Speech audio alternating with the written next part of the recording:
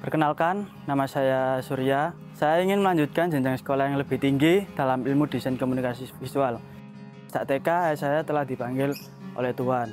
Saat saya duduk di kelas 1 SMP, mama saya kena kanker. Situ saya sangat bingung karena saya merasa tidak memiliki siapa-siapa lagi. Waktu itu saya berpikir untuk putus sekolah dan hidup di jalanan. Tuhan selalu menolongku betapapun sulitnya hidup ini. Suatu hari, Pak Noldi datang ke rumah saya untuk mengajak saya tinggal di rumah anak YKP. Dengan adanya Pak Noldi dan Bu Lia sebagai orang tua wali saya selama 9 tahun, mereka lah yang mensupport saya selama ini agar bisa bersekolah sampai saya lulus SMK.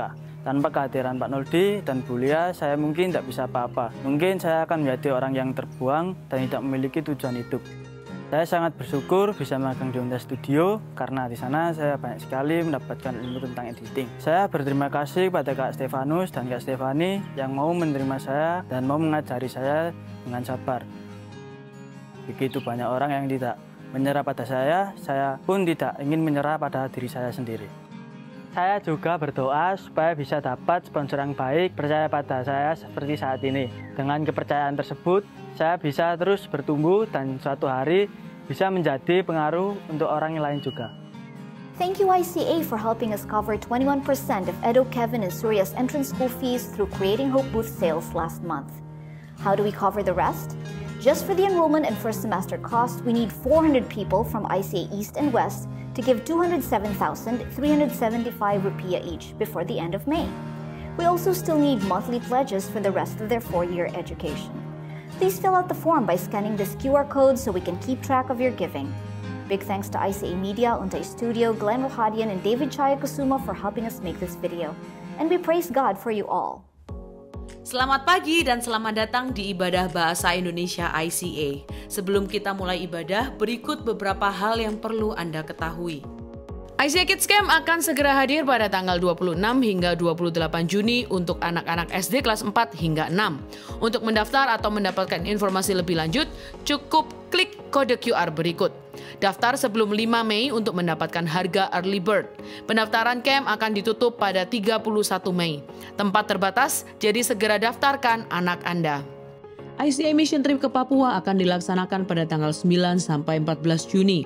Kita akan membangun gedung nomor 87 hingga 90. Selain itu, kita juga akan melayani komunitas gereja setempat melalui pelayanan kaum wanita, serta seminar media dan penyembahan.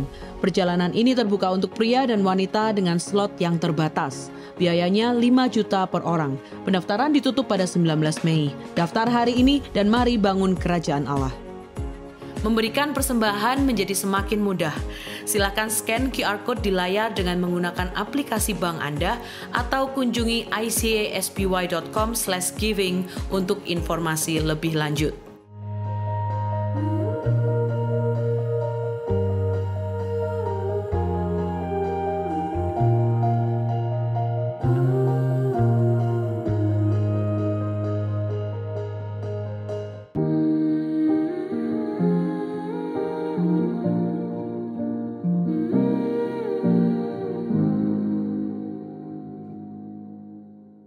Shalom, selamat datang Bapak Ibu yang dikasihi Tuhan. Selamat berjumpa kembali dalam ibadah online Bahasa Indonesia Gereja ICA pada hari ini. Nama saya Ineke dan saya berterima kasih atas kesempatan yang diberikan kepada saya untuk menyampaikan firman Tuhan di hari yang spesial ini. Dan saya ingin juga mengucapkan selamat Hari Ibu kepada para wanita dan para ibu yang diberikan Tuhan peran yang sangat penting dan luar biasa dalam keluarga dan juga dalam lingkup yang lebih besar. Selamat Hari Ibu Internasional buat Anda semua dan jangan lupa saudara juga bisa mengucapkan kepada ibu, kepada teman-teman Anda, kepada istri Anda. Selamat Hari Ibu dan ucapkan penghargaan saudara ke atas mereka, atas apa yang sudah mereka lakukan selama ini. Mari kita berdoa terlebih dahulu. Bapa Surgawi, hamba mengucap syukur atas semua anugerah-Mu dalam kehidupan kami. Kami ada hingga hari ini hanya karena anugerah-Mu saja. Dan kami memohon Tuhan, agar Engkau sendiri yang berbicara melalui hamba-Mu, sampaikan isi hati-Mu Tuhan, bukalah hati kami untuk menerima firman-Mu, dan untuk melakukannya. Terima kasih Tuhan, berkati jemaat-Mu, di dalam nama Tuhan Yesus Kristus, hamba berdoa dan mengucap syukur. Haleluya, amin.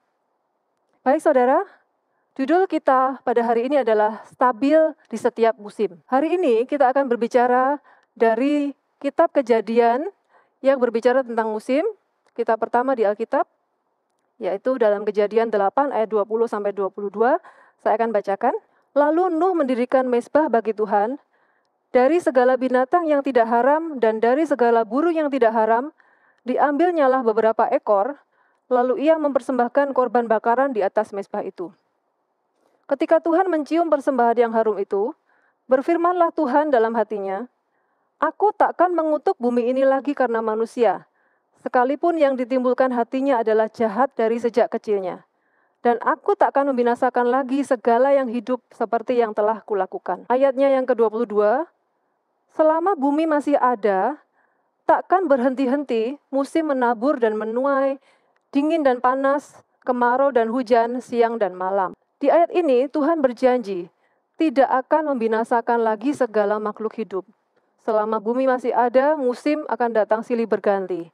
Musim menabur dan menuai, dingin dan panas, kemarau dan hujan, siang dan malam. Begitu juga dengan kehidupan kita. Akan ada musim-musim dalam kehidupan kita. Baik itu musim yang sulit ataupun musim yang menyenangkan. Terkadang kita mengalami musim yang penuh berkat. Musim di mana kita mengalami berkat, misalnya lulus kuliah, mendapatkan pekerjaan, menikah atau dalam masa honeymoon, kemudian mempunyai bayi, dan mempunyai bisnis yang berjalan dengan baik dan kondisi keuangan yang baik. Tapi terkadang kita juga mengalami musim yang penuh tantangan. Misalnya musim sakit, penyakit, kita mengalami sakit. Atau kita kehilangan seseorang yang kita kasihi. Kehilangan pekerjaan, kehilangan impian. Mungkin kita ditipu orang, kita bangkrut, ada masalah keuangan. Mungkin kita yang ibu-ibu merasa kewalahan dengan anak-anak dan dengan pekerjaan. Mungkin ada yang merasa depresi, khawatir, merasa sendiri, merasa tidak ada tujuan, atau bisa saja menunggu sesuatu yang diinginkan, tapi tak kunjung didapatkan. Tapi di ayat-ayat tadi, Tuhan seakan berkata, "Jangan panik, hujan tak turun selamanya. Aku tidak akan membinasakan segalanya lagi." Bagaimana dengan saudara? Apakah saat ini saudara sedang mengalami musim yang penuh berkat atau musim yang penuh tantangan? Tidak mudah memang. Ikut Yesus tidak berarti hidup kita tidak mengalami pencobaan.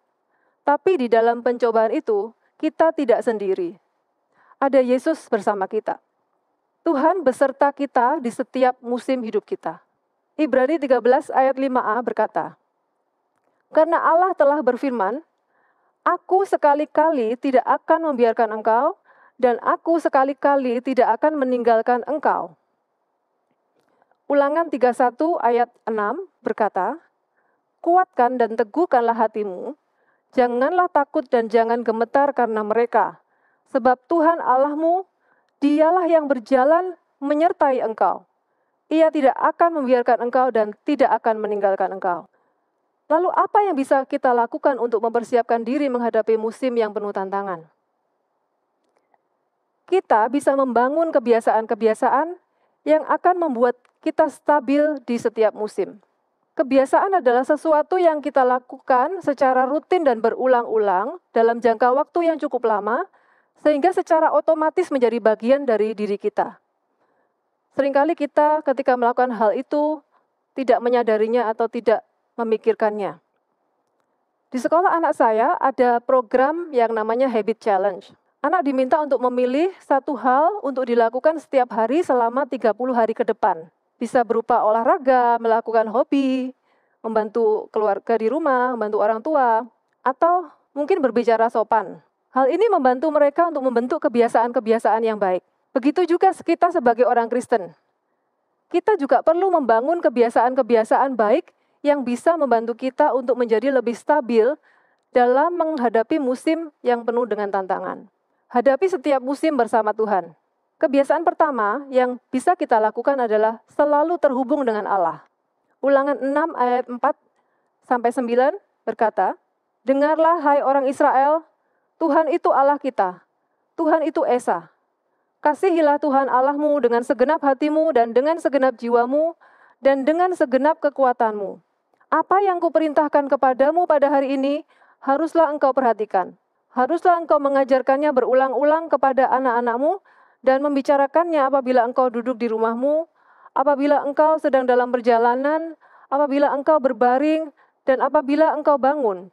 Haruslah juga engkau mengikatkannya sebagai tanda pada tanganmu, dan haruslah itu menjadi lambang di dahimu.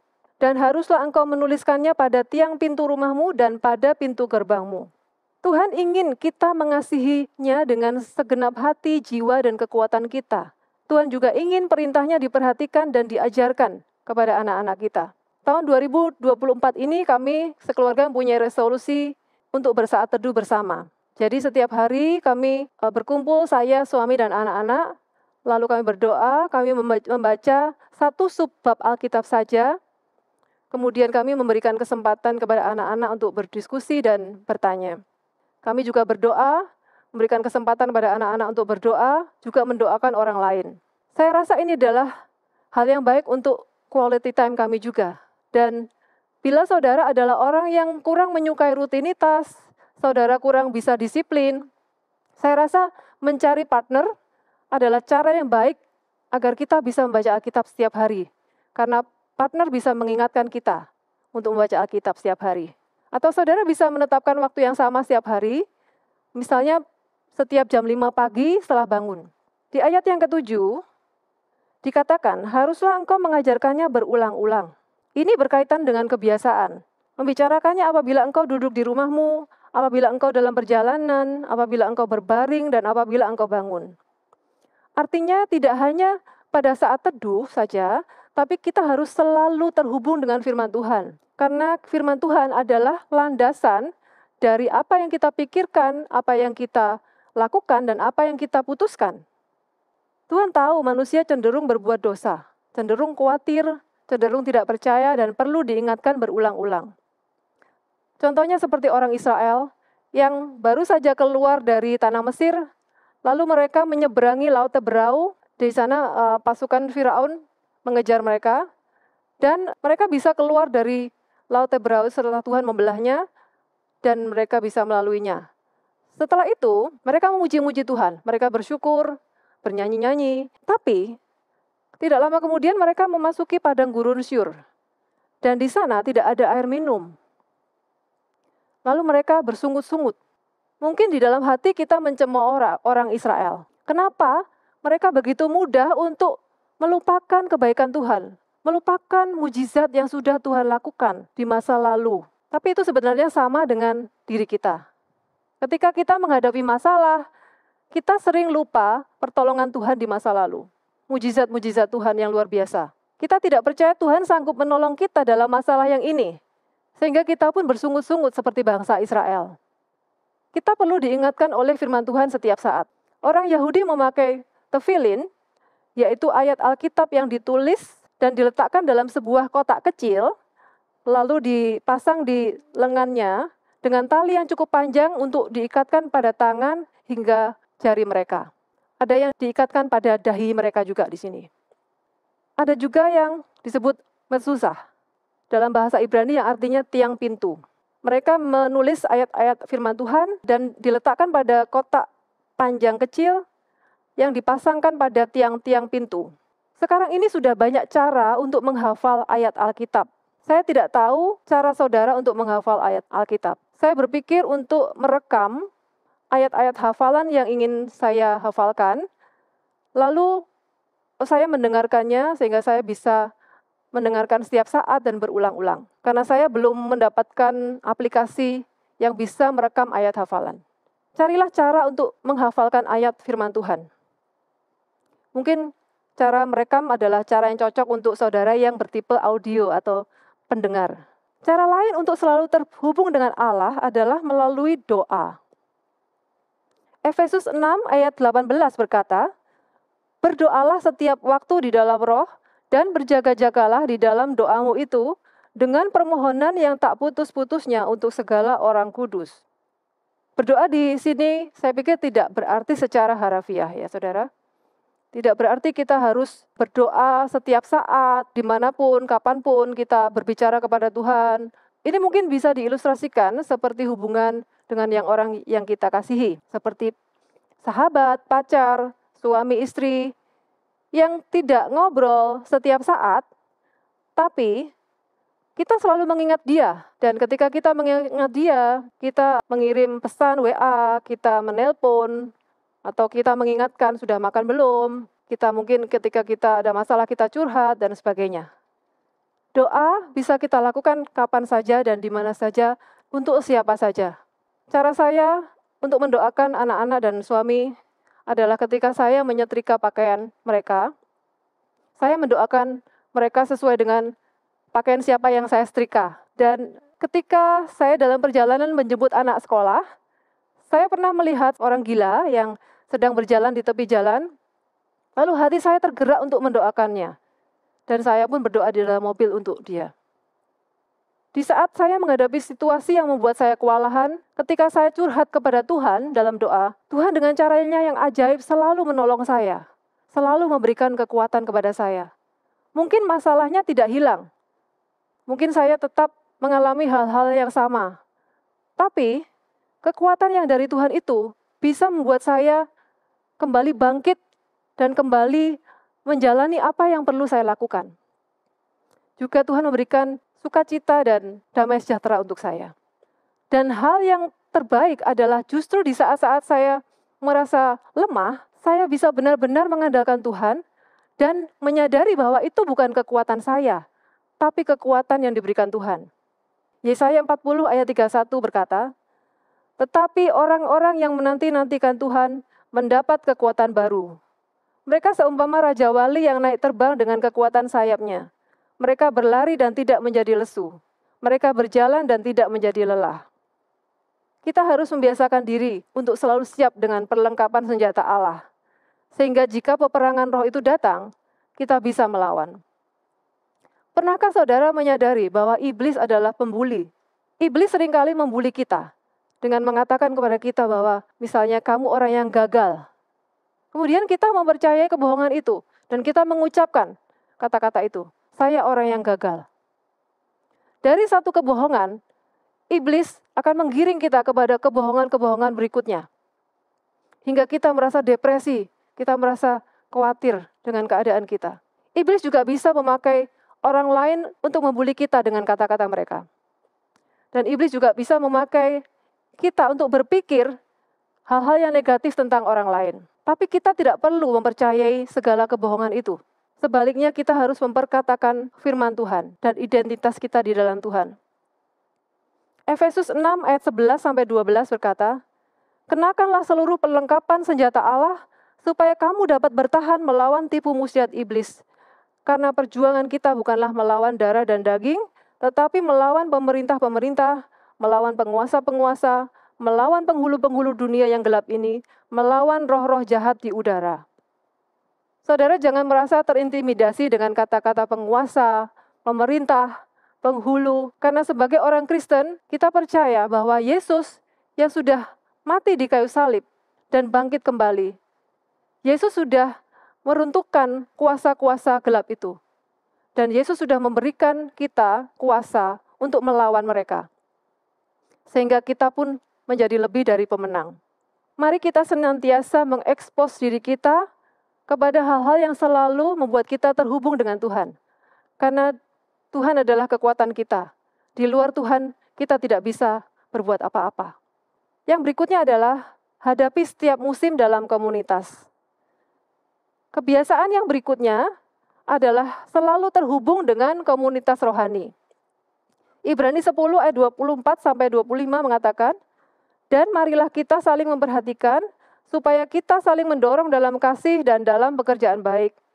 Janganlah kita menjauhkan diri dari pertemuan-pertemuan ibadah kita seperti dibiasakan oleh beberapa orang.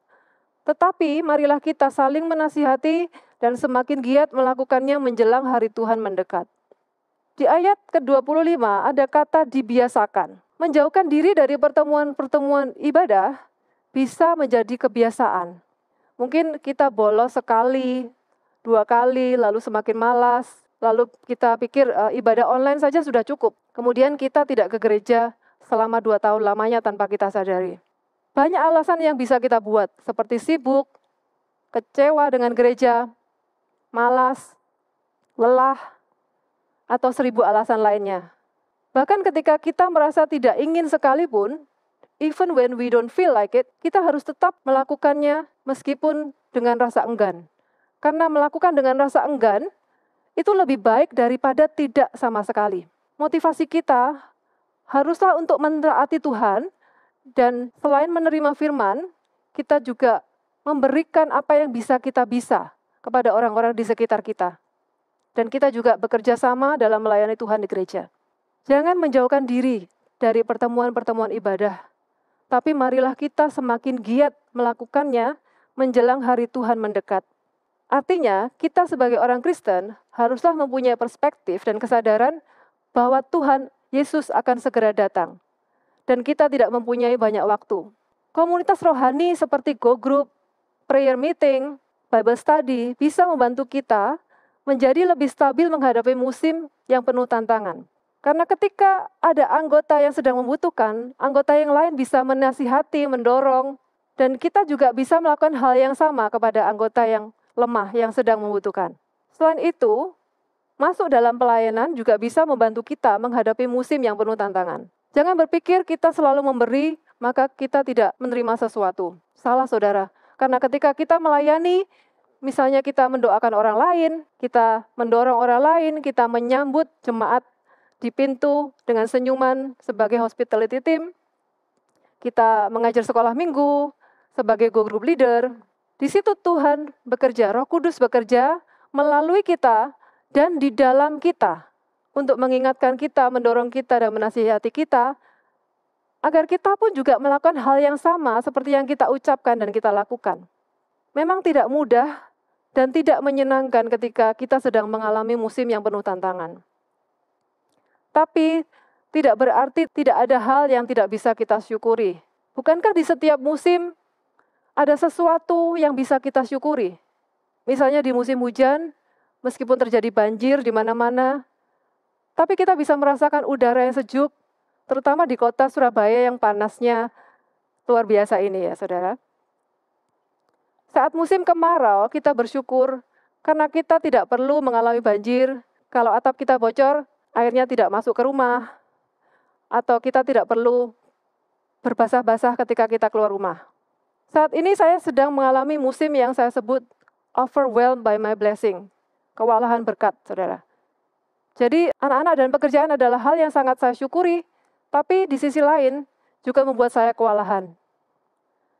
Saya juga mengenal pasangan, suami istri yang mempunyai anak pertama mereka, bayi yang berusia 3 bulan, dan mereka mengalami perubahan yang begitu besar, hingga ini mempengaruhi hubungan mereka sebagai suami istri. Jadi di masa yang penuh tantangan, kita juga mengalami berkat. Di masa yang penuh berkat, kita pasti juga mengalami tantangan. Ayat ini kembali mengingatkan kita. Filipi 4 ayat 4-7, bersukacitalah senantiasa dalam Tuhan. Sekali lagi kukatakan bersukacitalah. Hendaklah kebaikan hatimu diketahui semua orang. Tuhan sudah dekat. Janganlah hendaknya kamu khawatir tentang apapun juga, tetapi nyatakanlah dalam segala hal keinginanmu kepada Allah, dalam doa dan permohonan dengan ucapan syukur. Damai sejahtera Allah yang melampaui segala akal akan memelihara hati dan pikiranmu dalam Kristus Yesus. Bersukacitalah di dalam Tuhan. Mungkin saat ini saudara sedang merasakan musim yang sangat berat dalam hidup saudara. Mungkin saudara merasa sudah tidak mampu lagi. Atau mungkin saudara merasa Tuhan itu jauh tidak mendengarkan doa saudara dan tidak menjawab doa saudara. Tuhan adalah Bapa yang baik. Tidak ada satu hal pun dalam hidup kita yang tidak dipikirkan Allah. Tidak ada satu rambut pun yang jatuh tanpa sepengetahuannya. Mintalah apa yang saudara inginkan, bersyukur, dan tetap bersukacita. Tetaplah terhubung dengan Tuhan dan dengan komunitas rohani, meskipun saudara enggan melakukannya.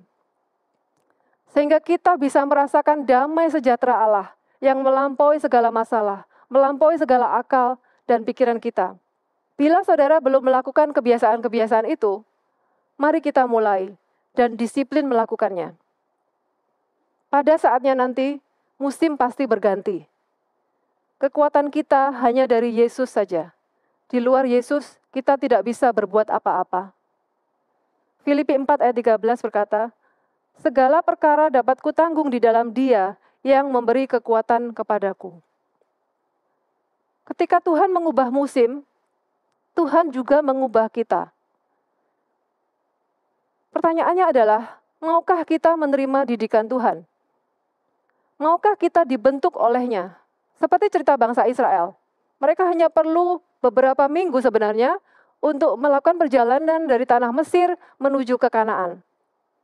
Tapi mereka berputar-putar di padang gurun selama 40 tahun lamanya. Banyak sekali didikan Tuhan di situ.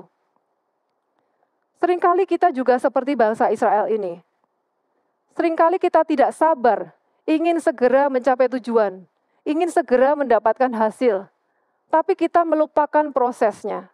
Ketika kita diproses Tuhan, memang terasa lama dan tidak menyenangkan sama sekali. Tapi saya percaya Tuhan adalah Bapa yang baik. Ia punya rencana yang indah buat setiap kita, asalkan kita mau dibentuk dan dididik olehnya. Sehingga kita, ketika memperoleh hasilnya nanti, kita mencapai tujuan, kita tidak bisa memegahkan diri kita. Karena semua itu adalah anugerah dari Tuhan. Mungkin saudara tidak benar-benar melakukan kebiasaan-kebiasaan itu, tidak benar-benar terhubung dengan Allah dan komunitas saudara. Mungkin saudara juga belum mengalami yang namanya masa penuh tantangan, yang berat. Tapi saya mengenal seorang perempuan dan seorang ibu yang sangat luar biasa menurut saya. Dan ketika beliau bercerita tentang kisah hidup beliau, saya ikut merasakan dan terharu mendengar cerita beliau. Beliau sudah mengalami musim-musim yang penuh tantangan yang berat. Dan sekarang beliau melayani di banyak tempat. Beliau juga adalah seorang ibu dari seorang leader ICA muda. Dan beliau bersaksi bahwa kebiasaan untuk selalu terhubung dengan Tuhan dan dengan komunitas, itulah yang banyak membantu beliau dalam menghadapi musim-musim yang penuh tantangan. Ketika beliau melihat ke belakang, beliau bisa melihat bahwa semua musim itu telah mengubah beliau menjadi pribadi yang lebih baik, lebih bersyukur, dan lebih mengandalkan Tuhan. Selain itu, beliau juga bisa berempati, relate dengan orang-orang yang mengalami masalah yang sama. Dan juga bisa membantu banyak orang dengan kisah hidup beliau dan pengalaman beliau. Sebelum saudara mengalami masalah-masalah yang berat, musim-musim yang penuh tantangan, mari kita melakukan kebiasaan-kebiasaan itu. Kebiasaan untuk terhubung dengan Allah dan terhubung dengan komunitas bukanlah suatu pilihan. Tetapi itu adalah satu-satunya pilihan agar hidup kita stabil di setiap musim dan kita memperoleh janji Tuhan. Apakah janji Tuhan itu? Imamat 26 ayat 3-5 berkata, jikalau kamu hidup menurut ketetapanku dan tetap berpegang pada perintahku serta melakukannya, maka aku akan memberi kamu hujan pada masanya, sehingga tanah itu memberi hasilnya dan pohon-pohonan di ladangmu akan memberi buahnya. Lamanya musim mengirik bagimu akan sampai kepada musim memetik buah anggur, dan lamanya musim memetik buah anggur akan sampai kepada musim menabur. Kamu akan makan makananmu sampai kenyang, dan diam di negerimu dengan aman tentram. Hidup yang diubahkan dan hidup yang berbuah adalah janji Tuhan untuk orang-orang yang berpegang dan melakukan perintahnya. Semua akan terjadi pada masanya, tepat pada waktu Tuhan yang terbaik untuk setiap kita. Sabar dan nikmati prosesnya. Mari kita berdoa.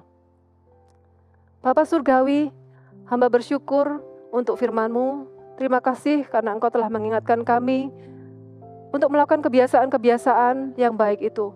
Untuk selalu terhubung dengan Engkau dan terhubung dengan komunitas rohani kami.